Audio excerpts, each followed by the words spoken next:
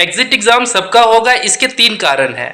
पहला कारण है जितने भी डी फार्मा स्टूडेंट हैं उनमें एकजुटता का नहीं होना। यानी कि अगर डी फार्मा के स्टूडेंट को मैंने बहुत बार विनती की कि आप एग्जिट एग्जाम को नए सेशन यानी 22-24 से करवाने के लिए प्रधानमंत्री जी, मुख्यमंत्री जी और माननीय पीसीआई प्रेसिडेंट जी को लेटर लिख के बताइए कि कोई भी जो चीज़ है वो बीच कोर्स में चालू नहीं होता है और नए कोर्स में इसे लागू करना चाहिए। लेटर के माध्यम से मैंने हाथ जोड़ करके सभी डी फार्मा स्टूडेंट से अपील की कि आप लेटर लिखें।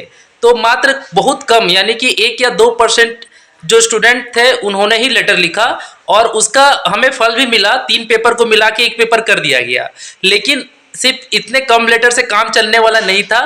हजारों की संख्या में लेटर जाते अगर सभी कार्यालय के पास तो जरूर क्या होता, ये एग्जिट एग्जाम जो है नए सेशन से लागू होता। लेकिन अभी इसकी उम्मीद मुझे दिखाई नहीं देती है, क्योंकि स्टूडेंट के रिएक्शन से पता चल जाता है कि कौन लेटर लिख रहा है, कौन लेटर नहीं लिख रहा है। तो पहला कारण है कि एकजुटता नहीं होना यानी यूनिटी नहीं होना डी फार्मा स्टूडेंट का, कि ना तो वो ट्वीट कर पाते हैं एक साथ और ना ही लेटर लिख पाते हैं और ना ही शिकायत अपनी दर्ज करा पाते हैं। दूसरा कारण एग्जिट एग्जाम होने का सबका कारण है कि इससे जो रेवेन्यू जनरेट होगा वो काफ़ी ज़्यादा संख्या में होगा और गवर्नमेंट को इससे काफ़ी फायदा होगा।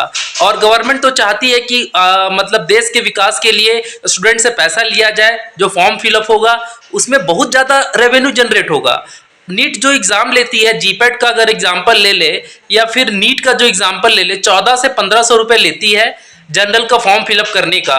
और इनका कहना है कि 2 लाख बच्चे एक बार एग्जाम देंगे, तो 2 लाख को आप गुना कर लीजिए 14 से, शायद मुझे लगता है कि 30 करोड़ के आसपास जो है संख्या चली जाती है। तो एक एग्जाम में आप समझ के चलिए 30 से 40 करोड़ रुपए आ जाएंगे सरकार के पास और इसका वो इस्तेमाल करेगी अलग अलग चीज़ों में, जैसे डेवलपमेंट हो सकता है या बहुत सारे घोटाले भी आ जाते हैं कभी कभी सामने। तो उद्देश्य तो रहता है डेवलपमेंट का ही पैसा का जमा करने का, लेकिन घोटाले हो जाते हैं, क्या कर सकते हैं, सिस्टम ही ऐसा है। अब तीसरा जो सबसे महत्वपूर्ण कारण है कि ऐसे होने का, स्टेट गवर्नमेंट का जो काम करने का तरीका बहुत धीरे है। अब जैसे एग्जाम्पल ले ले झारखंड की, बिहार की, कि यहाँ पर जो है स्टूडेंट जो है 1921 बैच के अभी इनका फाइनल ईयर का एग्जाम हुआ है और अभी तक जैसे कॉपी चेक होने का जो उनका नोटिस आता है बोर्ड से वो नहीं आया है। और ये तो 19-21 के बैच की बात हो गई। 20-22 के बैच का फर्स्ट ईयर का एग्जाम अभी अभी हुआ है और सेकेंड ईयर होते होते बीत जाएंगे और 6-7 महीने। तो 3 महीने जो टाइम दिया है पीसीआई ने सभी स्टेट को कि अपना अपना मंतव्य रखे, अपने अपने विचार रखे, वो शायद निकल जाएगा इन बीच में।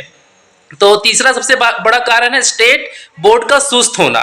यानी कि वो एग्ज़ाम लेने में इतना दिन लगा देते हैं, कॉपी चेक करने में इतना दिन लगा देते हैं, उसके बाद रिजल्ट को निकालने में इतना दिन लगा देते हैं, उसके बाद मार्कशीट को छापने में इतना दिन लगा देते हैं। तो आप समझ सकते हैं कि कितना स्लो प्रोसेस है गवर्नमेंट का।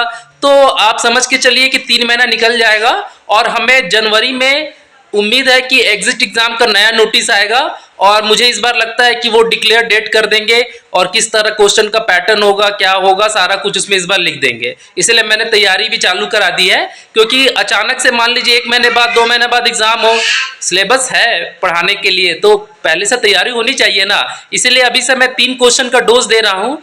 जो ये 3 क्वेश्चन का डोज सुबह दोपहर शाम ले लेंगे वो आराम से नीट का एग्जिट एग्जाम पास कर जाएंगे, ये मेरी गारंटी है। तो इसके अलावा भी अगर आपके मन में कोई भी क्वेश्चन हो तो जरूर बताइएगा। और 3 जो मैंने कारण बताए हैं एग्जिट एग्जाम सबका होने का, सारे सेशन का होने का, उसके बारे में भी अपने विचार आप मुझे कमेंट बॉक्स में बताइए। मिलते हैं नेक्स्ट वीडियो में, बाय बाय।